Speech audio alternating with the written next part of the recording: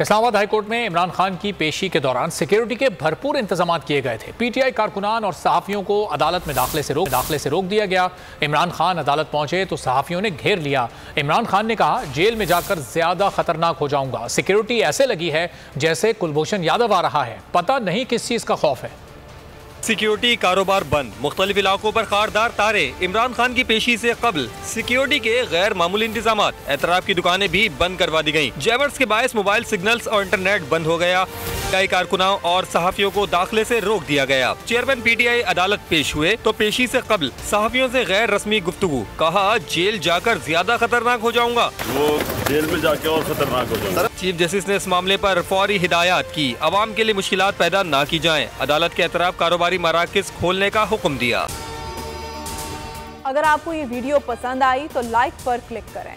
सबसे ज्यादा व्यूज, सबसे ज्यादा रील्स और सबसे ज्यादा रेटिंग के साथ बोल अब भी नंबर 1 पोजीशन पर बरकरार। सब्सक्राइब करें और बेल दबाएं ताकि कोई खबर रह न जाए।